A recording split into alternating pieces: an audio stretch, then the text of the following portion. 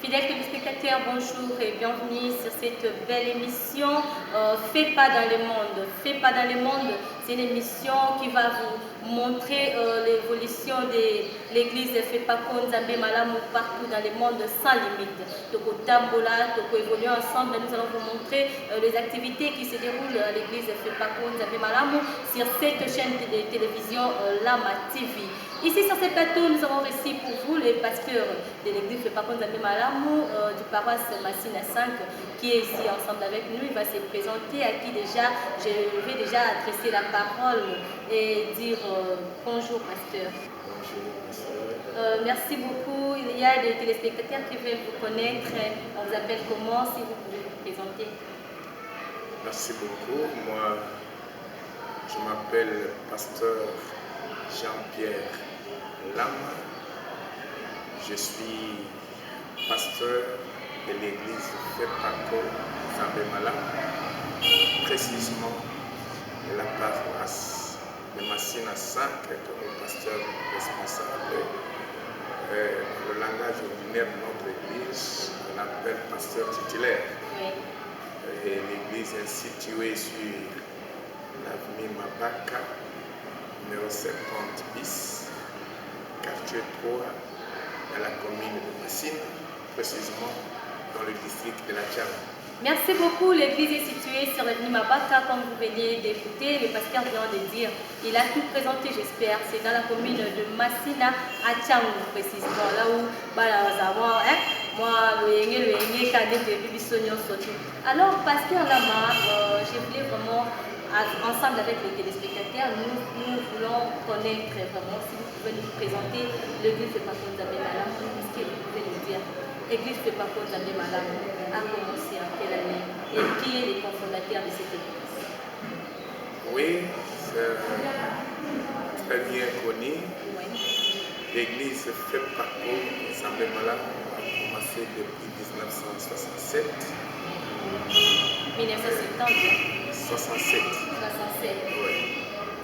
Fondé par l'apôtre Alexandre Haïdine Abala, depuis sa conversion à Mombasa, et par l'obligation de Dieu à travers son esprit, qui lui a obligé de quitter Mombasa pour retourner au Zaïre à l'époque, parce que Dieu lui a donné cette charge de pouvoir évangéliser son peuple.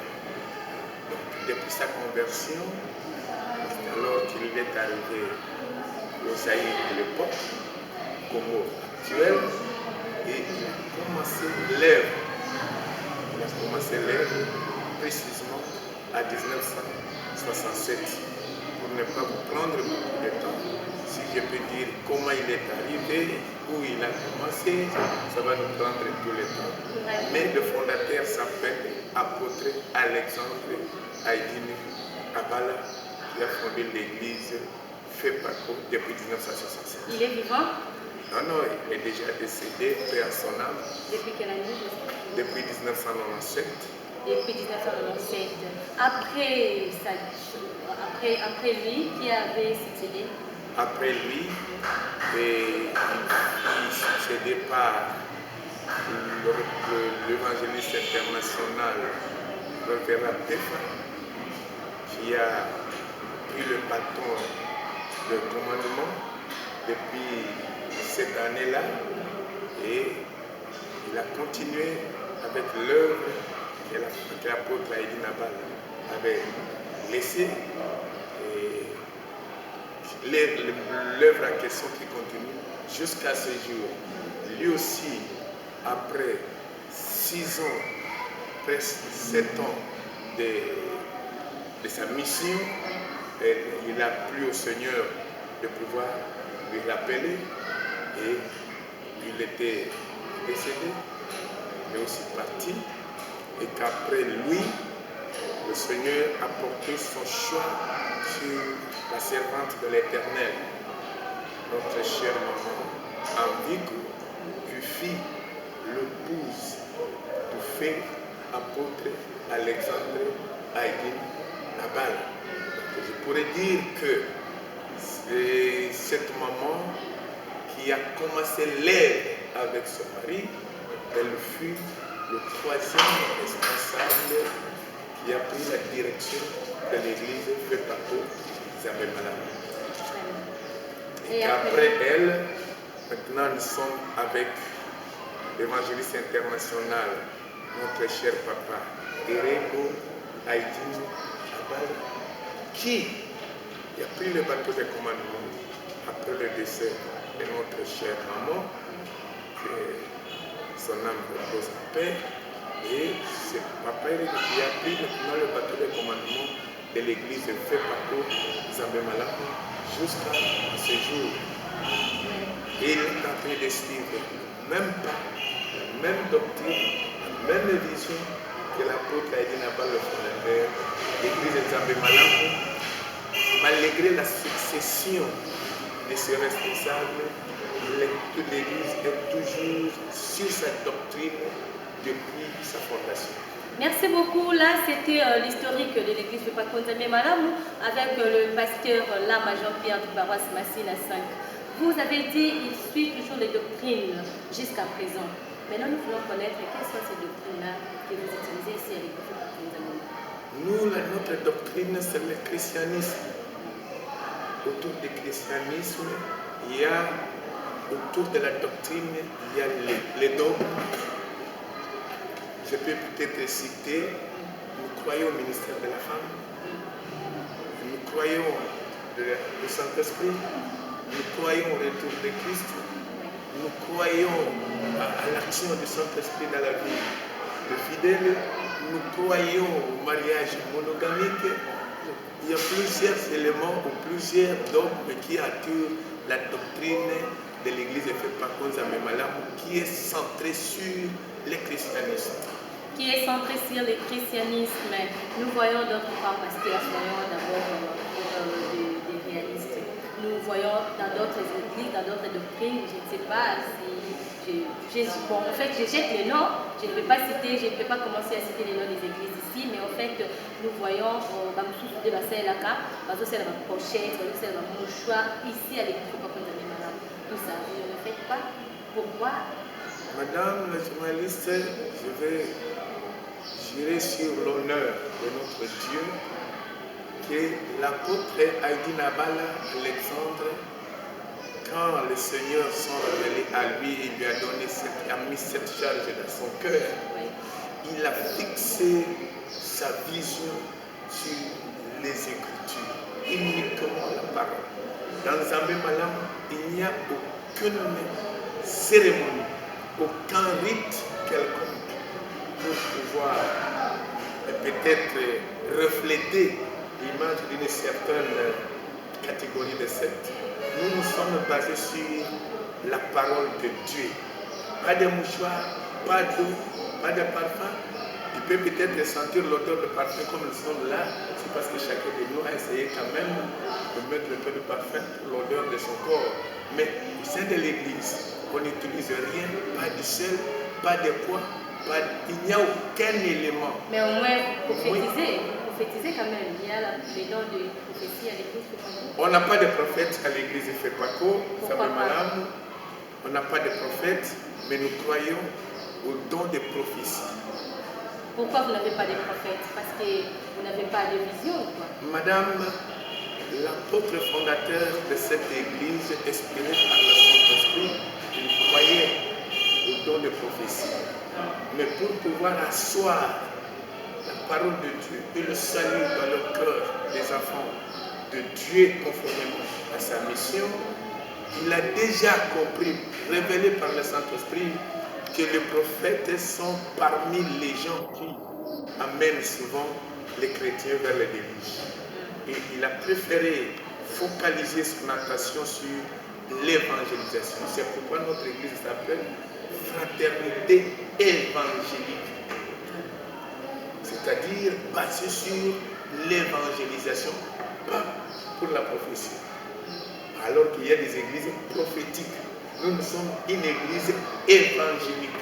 Donc c'est basé sur l'évangélisation, la proclamation de la parole de Dieu. Alors comme nous faisons la proclamation de la parole de Dieu, on n'a pas de prophète stable pour dire que non, tel est un prophète, tel est un prophète. Mais au cours de nos prières, vous pouvez assister à un don de prophétie, quelqu'un touché par le Saint-Esprit, il prophétise, il vous dit quelque chose, donne un message que le Seigneur a voulu dire à l'Église. Pasteur Lama, l'autre fois j'étais à la télévision, je suivais un pasteur qui prêchait la parole en disant ceci. Je viens de l'église Fepako Nzambe Malam. Je vous prêche au nom de l'apôtre, au nom de Jésus-Christ de Nazareth, le Dieu de l'apôtre Haïdi Nabal Alexandre, c'est ça? Oui. Alors, à un certain moment, lorsqu'il a commencé à prêcher la parole, il a commencé à dire des choses que Dieu lui a révélées selon lui. Il a commencé à dire des choses, Dieu m'a révélé ceci, Dieu m'a révélé cela. Bon, je me suis posé la question. Il vient de l'église, je ne fais pas comme ça, parce que j'attends parler de chez vous que à l'église, il n'y a pas de prophétie. Pas chez vous, pasteur, mais de l'église. Il n'y a pas de prophète. Oui, il n'y a pas de prophète, il n'y a pas aussi de prophéties. Il y a des prophéties qui sont des prophéties lorsque Dieu révèle quelque chose. Chose. Merci beaucoup. Mais lui, il avait parlé de prophétie. Et puis directement, lorsque tu l'appelles, et il commence à te dire ce que Dieu lui a montré pour toi. À un certain moment, je me suis posé des questions. Oh, mais ça c'est quoi? Là, j'étais confuse. Je ne savais pas. Lorsqu'il était à l'église, il avait caché ces dons-là parce qu'à l'église, il n'y a pas de prophète. Après avoir sorti, maintenant il a commencé à utiliser son don et puis à mettre ça en exerce. Madame la journaliste, je vais te dire une chose. La plupart des serviteurs de Dieu que nous voyons dans la ville de Kinshasa et partout ailleurs, plupart, je dirais plupart, qui sont les auteurs ou les apôtres ou les fondateurs des églises de rebelles, plupart d'entre eux sont le fruit de l'église de Fepako Nzambe Malam. Et lorsque quelqu'un sortit de Fepako Nzambe Malam, il voudrait faire une démarcation pour que sa petite boutique ne soit pas confondue avec la grande boutique, avec la grande source d'où il est. Et pour pouvoir faire cette démarcation, il doit quand même se fabriquer quelque chose. Et ce quelque chose-là, c'est ce qui va lui donner l'autorité, la renommée. Et lorsqu'en citant les noms de l'apôtre Alexandre Haïdi Nabal, Madame la journaliste, tout le monde, la plupart des églises et des hommes de Dieu savent que le nom d'Alexandre Haïdi Nabal, c'est un nom charismatique et une emblème charismatique. Lorsque je citerai son nom comme mon père spirituel, je serai écouté par un grand nombre de gens. Un grand nombre de gens. Parce que je vais vous dire vrai, la plupart des églises que nous racontons même ici à Kinshasa n'existent pas dans les provinces. Les fidèles de ces églises-là, lorsqu'ils vont dans les provinces ou dans les fonds de village, ce sont les membres de l'église de Fepako Nzambe Malam. Et quand ils reviennent au centre, chacun va aller dans sa petite boutique. Alors, maintenant, nous n'avons pas le droit de pouvoir interdire à ces gens-là de citer leur source de provenance comme étant fils d'Haïdi Nabal. Mais la Bible nous dit quelque chose. Vous allez comprendre tout arbre par ce fruit. Et maintenant, bien qu'il cite le nom d'Alexandre Haïdi Nabal, il y a des pratiques qu'Alexandre Haïdi Nabal ne nous a pas léguées. Et pour faire cette démarcation, chacun pourra prendre une pratique qu'il peut faire parce que je suis convaincu. Il y a même de ces fils-là qui se disent fils d'Haïdi Nabal, qui sont les fondateurs des églises de réveil, mais qui utilisent l'huile d'onction que leur père spirituel n'a pas utilisé, qui utilisent des mouchoirs que leur père spirituel n'a pas utilisé, qui utilisent de l'eau dans les télévisions, dans les radios que leur père spirituel n'a pas utilisé.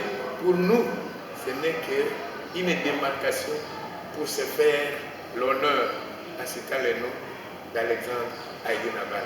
Et lorsque vous attendez ce genre de choses, ça vous fait comment? Ça ne nous inquiète pas. Ça ne nous inquiète pas parce que Aïdine Abala, c'est un père de multitudes. C'est un père de multitudes.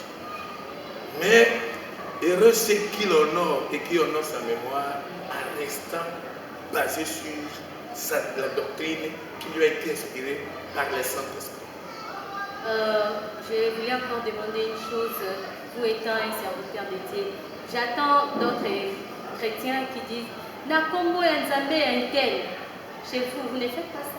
Non, non. Nakombo ya Nzambe Aïdini, Bika, vous n'avez pas de photos, quoi que ce soit, et puis vous marchez avec ça en priant. Aïdine Abala lui-même ne nous a pas autorisé de le faire descendre du ventre.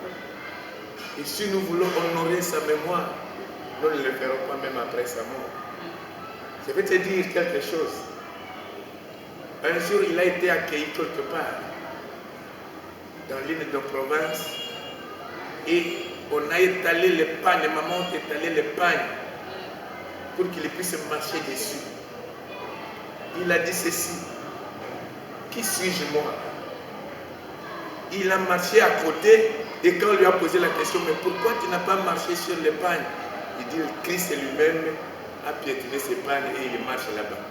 Comme moi, je ne suis pas Christ, c'est pourquoi je marche en dehors de ces pagnes. C'est pour dire que toute la gloire pour Aïdine Abala, Alexandre, notre Père spirituel, ne revenait qu'à Dieu lui-même. Qu'à Dieu lui-même, qu'à Jésus-Christ. Même quand il faisait ses campagnes d'évangélisation en plein air, avec des guérisons instantanées et des miracles extraordinaires, il disait toujours, ce n'est pas moi, c'est Christ qui a fait ça. Et un jour, je peux même te dire qu'un jour, une des chorales avait essayé de mettre son nom dans un chant. Il a arrêté carrément, il a dit, enlève mon nom, mettez le nom de Christ. C'est pour dire que cet honneur ne revenait pas à lui, mais revenait toujours à Christ qui lui a donné la mission. Il disait toujours, Mimini, serviteur. Je ne suis qu'un simple serviteur, un envoyé de Dieu. Je ne le suis pas. Je ne suis pas comme celui qui m'a envoyé, mais je suis un envoyé de cet homme-là qui s'appelle Jésus. C'est pourquoi il donnait toujours gloire à Jésus. Est-ce que nous avons des photos que nous mettons ou que nous marchons avec lui pour pouvoir l'adorer? Non. Mais peut-être que vous êtes ici et vous pouvez passer dans toutes nos paroisses. Vous ne trouverez jamais une photo d'apôtre Alexandre sur l'autel d'une de nos paroisses. Vous ne trouverez jamais. Et même ses successeurs également, jusqu'au jour d'aujourd'hui. Peut-être dans nos maisons, tu peux trouver la photo avec d'autres photos que vous trouvez. Ah, ça c'est qui? C'est le fait apôtre Alexandre Aïdine Abala. Comme souvenir, mais pas comme une idole, mais pas comme un symbole d'adoration qu'on doit donner à cette image. Non.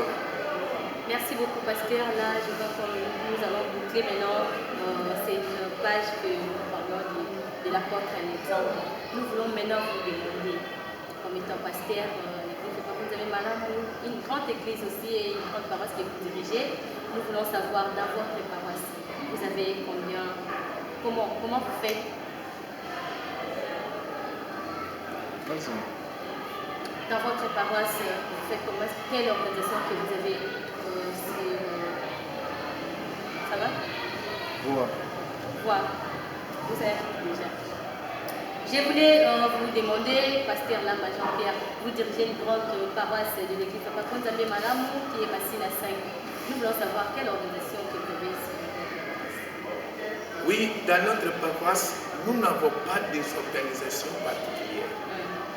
L'église est faite par Konzambe Malamu à une liturgie qui est unique au monde.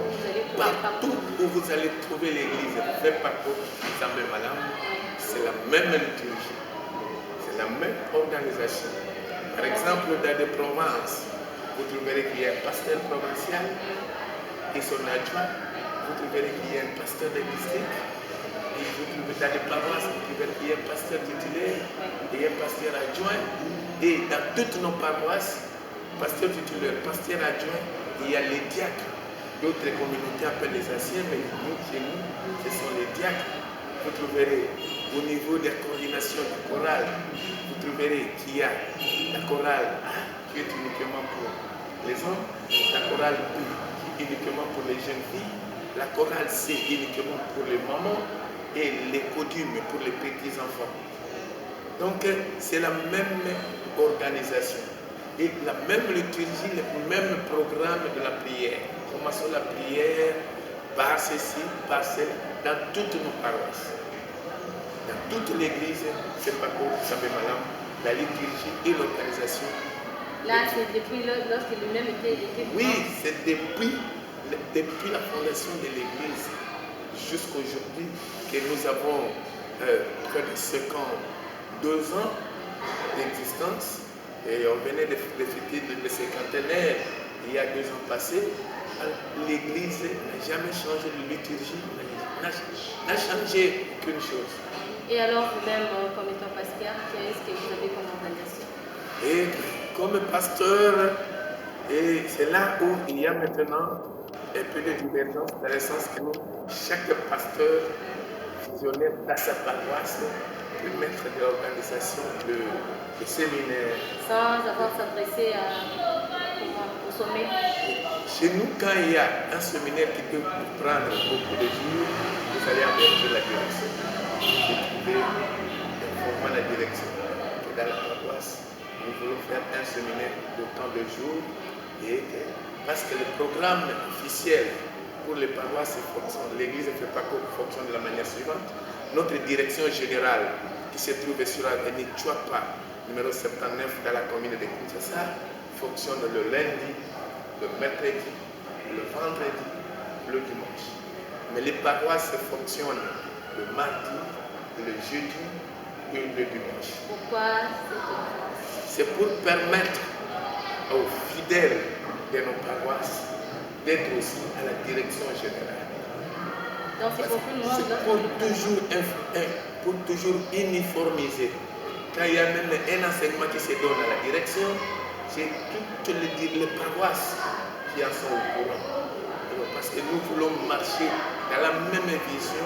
Vous savez que notre représentant légal qui est l'évangéliste international, notre cher Papa Erego, que je salue avec tout le respect en passant, alléluia Papa. Et c'est au niveau de la direction que nous y allons à chaque moment attendre quelle est sa vision pour ce mois, quelle est sa vision pour cette semaine, quelle est sa vision pour cette année. C'est pourquoi les fidèles de l'église ne fait pas plus avec madame ont la culture d'aller un dimanche de chaque fête du mois, de se retrouver à la direction et chaque vendredi d'être aussi dans la prière d'intercession de la direction. Donc vous partez à Chouapa, vous avez dit, oui, à Chouapa chaque fin du mois? Oui, le dimanche de fin du mois et chaque vendredi de la semaine pour la prière, les jeûnes de prière. Ça c'est institué par l'apôtre depuis la fondation de l'église. Et les paroisses fonctionnent le mardi et le jeudi. Et lorsque vous allez utiliser, par exemple, le mercredi dans votre paroisse, il faut que la direction soit informée de la raison fondamentale que tu as retenu le fidèle le jour de mercredi ou le jour de lundi dans la paroisse. Merci beaucoup, Pasteur Lama. Alors, nous voulons encore savoir ensemble avec les téléspectateurs si vous avez quel programme pour cette semaine. Oui, pour cette semaine, nous sommes en train de nous édifier sur un enseignement très important, vu les temps que nous sommes en train de connaître et le moment que nous passons maintenant, un enseignement que nous sommes en train de partager avec les fidèles de la paroisse de Massina 5, intitulé qui a comme thème le retour de Christ et l'enlèvement de l'Église. Oh, le retour de Christ et l'enlèvement de l'Église. Pasteur Lama, c'est ce que vous partagez ces derniers temps avec les fidèles. Oui, c'est ça. Pourquoi seulement le retour de Christ et l'enlèvement de l'Église, tandis que d'autres pasteurs donnent des thèmes comme viens et tu seras béni, viens recevoir le miracle, et vous, le retour de Christ, vous ne savez pas que les fidèles vont fuir? Madame la journaliste, les fidèles vont fuir. C'est juste une question. Oui, oui. Non, Ouais. vous savez, Jésus a dit ceci. Faites de toutes les nations mes disciples. Enseignez-les tout ce que vous avez entendu. Mais Ouais, ces derniers temps, les pasteurs ne prêchent pas cela. Mais c'est ce qui va peut-être différencier la nature des églises. Parce que de toutes les promesses ou de toutes les déclarations que Jésus avait faites durant son ministère de 3 ans et quelques mois, vous trouverez qu'il y a une promesse qui nous reste jusque-là non accomplie. C'est ce que moi j'appelle une promesse qui nous reste non accomplie. C'est quoi? C'est le retour de Christ. Parce qu'il a dit dans Jean chapitre 14, le premier verset jusqu'au 13, il a promis, il a dit à ses disciples, j'irai vous préparer une place. Et lorsque j'aurai fini de vous préparer une place, je reviendrai pour vous prendre, afin que là où je serai, vous y soyez aussi. Lorsque j'irai, je reviendrai. Madame la journaliste, vous êtes convaincue avec moi que Jésus était mort, ressuscité. Vous connaissez qu'il y a eu ascension, le monter au ciel. Mais qu'est-ce qui reste? C'est son retour. Parce que la première, ses disciples, j'irai vous préparer une place. Et il est parti. Quand vous lisez dans Actes des Apôtres, chapitre 6, chapitre 1, à partir du verset 6, je dis bien chapitre 1, à partir du verset 6, les disciples ont posé la question à Jésus. Quand est-ce que tu vas revenir? Comment les choses vont-elles se passer? Jésus va leur répondre. De ce qui concerne le jour et l'heure qui est fixé par le Père lui-même, cela ne vous concerne pas. Mais vous, contentez-vous seulement. Lorsque j'irai, je ne vous laisserai pas seul. Je vous enverrai le Saint-Esprit. Le Saint-Esprit sera avec vous. Il va à chaque moment vous rappeler. Voilà là où nous sommes. Est-ce que ce que nous disons au peuple de Dieu maintenant, c'est ce que le Saint-Esprit nous rappelle? Et si je vais directement répondre à votre question, au lieu d'enseigner le peuple de Dieu que Christ avait promis de revenir, préparez-vous à sa rencontre et vous dites toujours, venez recevoir le miracle, venez recevoir le mariage, venez recevoir ton voyage, venez recevoir la prospérité. Est-ce que c'est cette promesse que Jésus avait laissée? Non. Jésus a dit ceci, de tout ce qui concerne la prospérité, le miracle. Il dit, lorsque vous croyez en moi, vous recevrez au centuple tout ce que vous avez laissé sur cette terre. Sur cette terre, vous serez bénis. Mais à la fin, vous recevrez la vie éternelle. Et cette vie éternelle ne peut être accomplie que lorsque le Christ va revenir et prendre son église, prendre les chrétiens. Mais c'est la promesse qui nous reste maintenant. Ce n'est pas le fait de dire aux enfants de Dieu, venez recevoir telle ou telle chose. Non, non. C'est le Saint-Esprit nous rappelle. Nous avons le devoir de rappeler à ces enfants de Dieu qu'il y a une promesse à faire. Christ nous a promis qu'il reviendra. Et Jésus est allé plus loin pour dire à ces gens, c'est ce qui concerne le jour et le temps fixé. Cela ne vous concerne pas. Mais du moins, je vous donne les signes qui vont précéder mon retour. Voilà, ce sont les signes qui sont entrés d'accord. Je n'en disconviens pas, mais c'est ce que les fidèles aussi aiment ces derniers temps. Lorsque vous prêchez seulement, venez, Christ va revenir, Christ revient bientôt, les autres fuient au moins. Mais lorsque vous prêchez, venez recevoir le miracle, venez recevoir le voyage, là nous voyons donc tant de fidèles qui suivent ce genre d'églises. Alors, ma question est là. Pourquoi vous ne prêchez pas? Soit vous prêchez cela, mais ces derniers temps, vous prêchez seulement le retour de Christ. Oui, écoutez.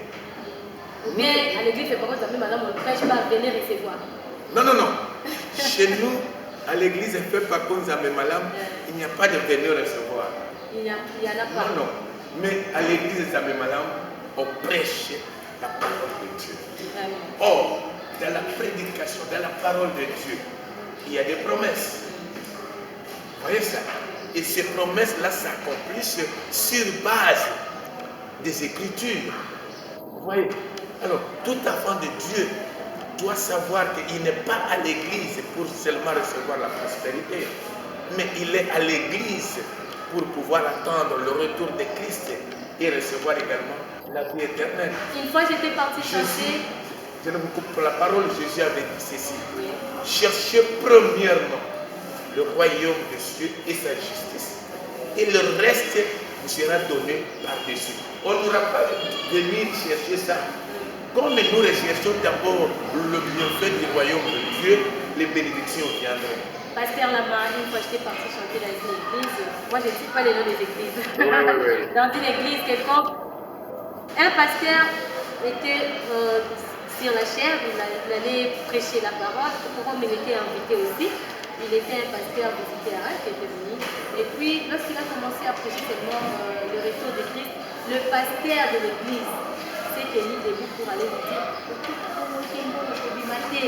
mais non, fais du à ce genre de pasteurs qui nous font ce genre de choses. Voilà là où enseigner au peuple de Dieu les événements qui précéderont le retour de Christ est important. Il faut enseigner.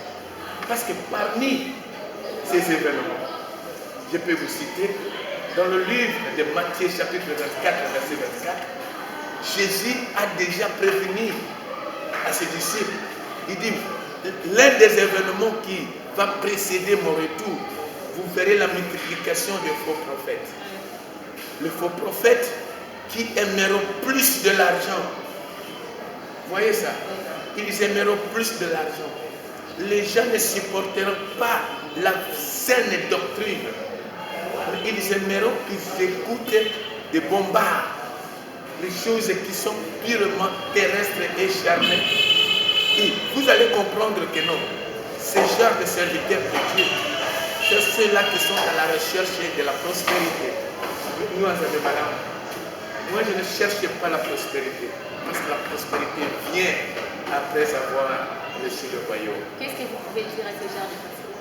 Je leur dirai de revenir sur le bon chemin pour accomplir une mission et juste si réellement ils sont appelés par Christ. Nous sommes en train de passer le moment difficile où Jésus avait dit, dans le dernier jour, il y aura les temps difficiles. Nous sommes en train de vivre les temps difficiles. L'apparition de maladies incroyables. Imaginez-vous quelqu'un, les sciatistes qui peuvent se retrouver dans un labo pour fabriquer un virus et éliminer un bon nombre de gens. Ce sont les événements de temps de la fin. Et nous devons maintenant avertir le peuple de Dieu que nous sommes en train de connaître le dernier moment. Il faut être prêt. Il faut mettre de Dieu sur les chemins de la vérité, car le retour de Christ est certain. Jésus dit, lorsque vous verrez ces choses s'accomplir, Madame la journaliste, qu'est-ce que nous ne voyons pas, même dans l'église, la multiplication de ces faux prophètes qui vous font des miracles extraordinaires. Je ne vais pas citer le miracle, mais la Bible nous dit, au point de ce, Jésus avait déjà averti, il y aura des faux prophètes qui feront de grands miracles au point de séduire même les élus. Ils les appellent faux prophètes pour séduire qui? Les élus. Les élus là, ce sont qui? Ce sont les fidèles. Ce sont les gens qui sont dans la vérité, mais qui le diable cherchera les moyens par lesquels il doit les attirer par de miracles visibles à tel point qu'ils soient dans la distraction pour pouvoir manquer le chemin de l'enlèvement alors que le retour de Christ est certain. Je les invite à rejoindre le chemin de la vérité. Oui. Merci beaucoup Pasteur Lama, c'était un grand plaisir de vous recevoir sur ce plateau. Alors, vous pouvez nous donner les programmes de l'église, comment l'église évolue, s'il vous plaît. Oui, ce que je peux dire aux enfants de Dieu, c'est de leur dire, partout, ils sont en train de me suivre, partout, en Afrique comme dans le monde entier.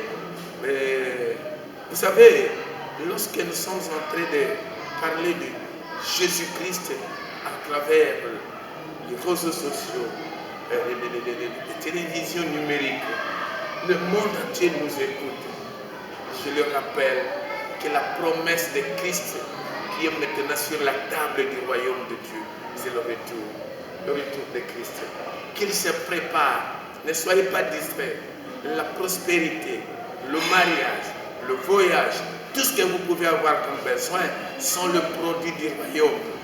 Mais préparez-vous pour le retour de Christ et à participer à l'enlèvement pour que ce jour-là, nous soyons tous heureux devant Christ en train de danser, en train de glorifier, en train de chanter.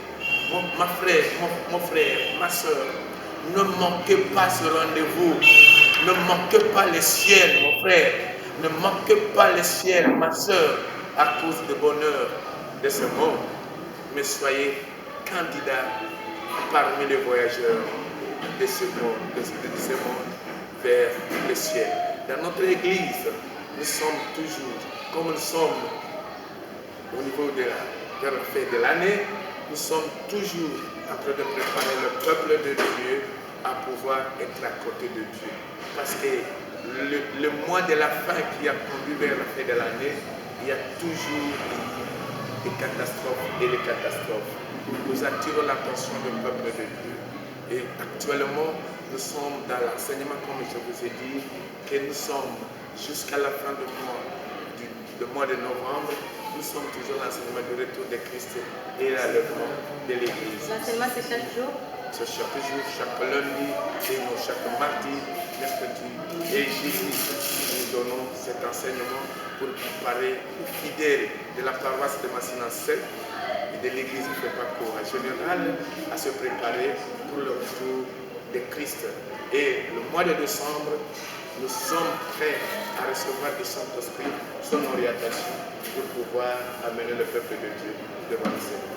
Merci beaucoup. Là, c'était pour l'enseignement. Alors, pour les programmes de l'Église, vous priez quel jour et quel jour? Le programme de la paroisse de Massina 5 et de toutes les paroisses de l'Église de Fepaco dans la ville de Kinshasa, c'est chaque mardi.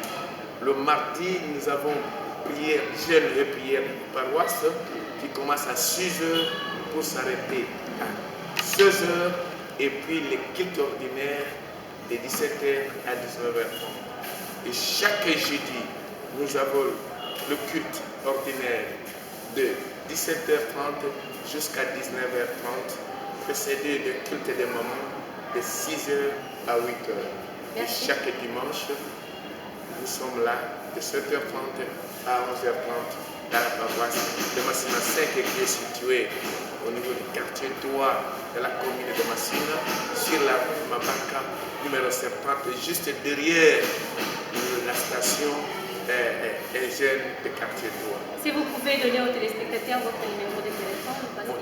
Mon numéro de téléphone, c'est 081 56 73 628. 081 56 73 628. C'est ce numéro qui est sur WhatsApp. Tu peux me rejoindre là-bas à tout moment. Je suis dispo partout où vous êtes. Si vous voulez entrer en contact avec Pasteur Lama, appelez par ce numéro et vous allez facilement l'atteindre. Si vous avez besoin de prière, si vous avez besoin de partage, si vous avez besoin d'un affermissement, si vous avez besoin d'un encadrement spirituel en distance, nous sommes disposés pour aider le peuple de Dieu à réitérer le royaume. Merci Pasteur Lama, c'était un grand plaisir de vous recevoir sur ce plateau de Lama Télévision. Merci de votre disponibilité de temps que vous nous avez accordé. Merci. C'est moi qui vous remercie également, Madame la journaliste, parce que vous m'avez donné l'occasion d'atteindre 1 millier de personnes en quelques minutes, et peut-être qui vont nous découvrir de gauche à droite et qui vont nous entendre pour dire que donc, quelque part dans un coin au Congo, il y a un pasteur qui croit à l'évangélisation et qui peut être focalisé sur le retour de Christ au lieu d'être focalisé sur la prospérité et le venir recevoir. Merci beaucoup, très chers téléspectateurs. C'était là un grand plaisir pour nous de vous recevoir, sur ce plateau de Lama Télévision. Merci beaucoup. Vous étiez tellement très nombreux partout. Vous êtes en train de nous suivre. Vraiment, c'était là avec le pasteur Lama Jean-Pierre de l'église de Pako Nzambe Malamu. Et c'était Berthe Madi la présentation. Je peux vraiment vous donner aussi mon numéro si vous avez besoin de participer à l'émission. Vous pouvez nous rejoindre sur ce numéro de téléphone plus 243 89 57 027 45 089 57 027 45. Là, vous allez nous recevoir si vous avez besoin de participer à cette belle émission qui est Fait pas dans le monde. Fait pas dans le monde, c'est pour toi, c'est pour moi et c'est pour tout le monde. D'ici là, portez-vous bien et on se retrouve tout juste après.